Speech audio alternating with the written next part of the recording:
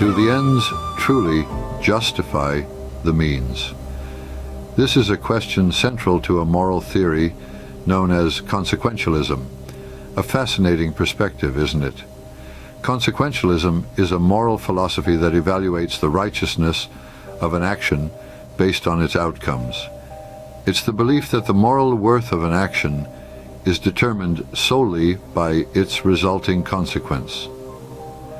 The greater the positive outcome, the more justified the action.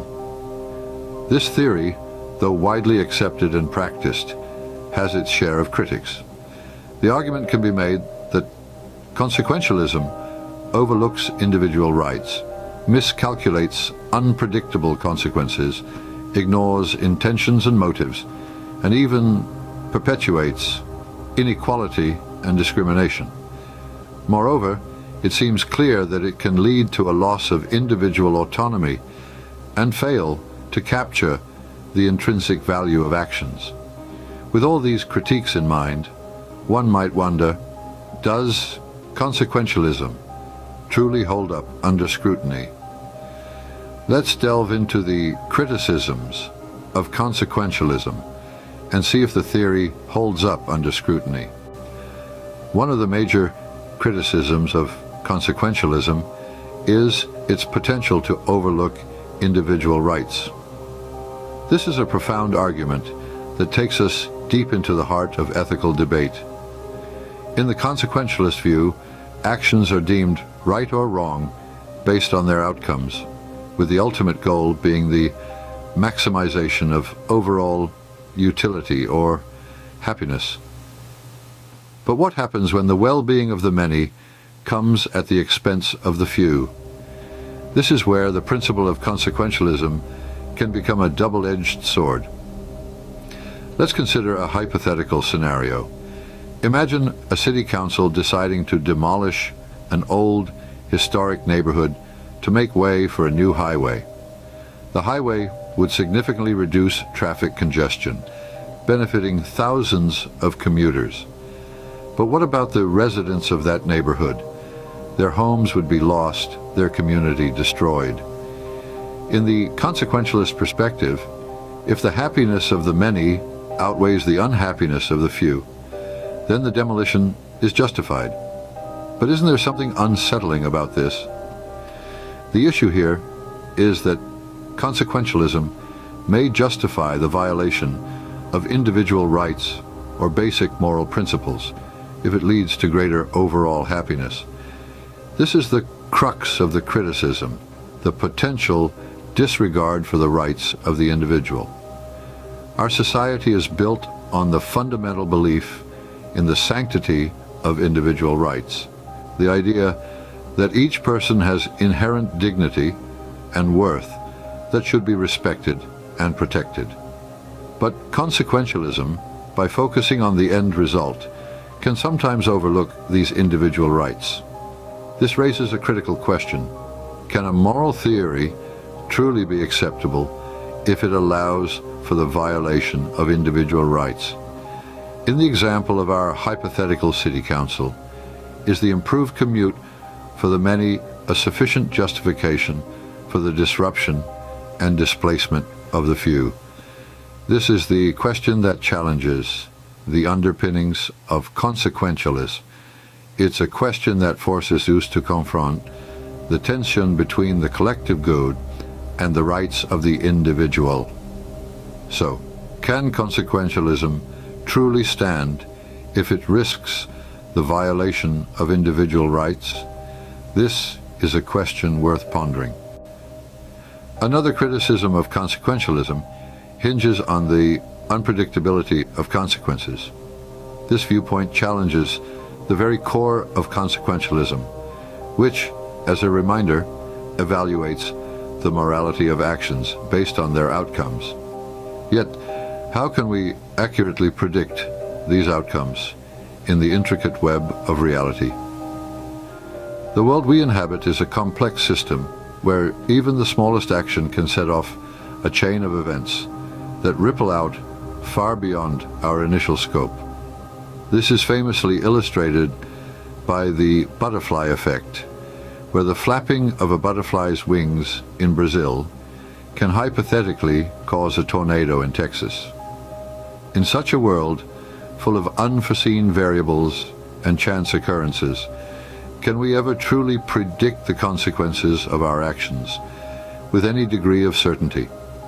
This unpredictability becomes even more pronounced when we consider the long-term effects of our actions. An action that seems beneficial today might have detrimental effects tomorrow or a decade from now. For example, the widespread use of fossil fuels during the Industrial Revolution led to unprecedented economic growth and technological advancement. However, we now grapple with the dire consequences of climate change, an outcome that was not foreseen by those who first stoked the fires of industry. Moreover, even if we could predict the immediate consequences of an action, there's always the possibility of unintended side effects. Let's consider a hypothetical scenario. A government decides to increase taxes on unhealthy foods to promote healthier eating habits. While this could indeed lead to a decrease in obesity rates, it might also disproportionately affect low-income families who rely on these cheaper food options, leading to an increase in food insecurity. So, we find ourselves in a conundrum. The very essence of consequentialism rests on the ability to predict outcomes, yet the unpredictability of the real world makes this an impossible task. This leads us to question, does the inability to accurately predict all consequences undermine the validity of consequentialism? It's a thought to mull over. The third criticism of consequentialism is its tendency to ignore intentions and motives. Consequentialism is often laser-focused on outcomes, and in this pursuit of results, it sidelines the importance of the intentions and motives behind an action. Picture this: a doctor administers a medicine to a patient with the intention to cure, but the patient, unfortunately, suffers a severe allergic reaction and passes away. The action led to a tragic outcome, but the intention was to heal, not harm. In the consequentialist view, this could be seen as morally wrong because of the negative outcome. But many would argue that the doctor's intention to cure holds significant moral weight. This is where consequentialism falls short. It often fails to consider the agent's intentions, which can greatly affect the moral evaluation of an action. Shouldn't the morality of an action consider the agent's intentions, not just the outcomes? It's a point for reflection. Arguably, consequentialism can inadvertently support inequality and discrimination. This critique is rooted in the fundamental principle of consequentialism, the idea that the morality of an action is determined solely by its consequences. But what happens when the consequences we're measuring are skewed by systemic bias, or when the greatest good comes at the expense of marginalized communities? Imagine a scenario where an action results in an overall utility gain for the majority, but perpetuates inequality for a minority group. In a consequentialist lens, this action could be justified as it boosts the total happiness or well-being. But critics contend that this reasoning is flawed and morally objectionable. It's not hard to see why. In a world where the scales are already tipped against certain groups, consequentialism could inadvertently lend support to the status quo, reinforcing systemic biases and deepening existing inequalities. It could justify actions that discriminate against minority groups if those actions are deemed to increase overall utility. This can include everything from economic policies that widen the wealth gap to social practices that entrench discrimination. But at its heart, This criticism raises a broader philosophical question. Can a moral theory truly be considered ethical if it may support or perpetuate inequality? Critics argue that any moral framework worth its salt should promote justice and equality as fundamental principles, not just potential outcomes. So, we've taken a deep dive into some of the main criticisms leveled against consequentialism.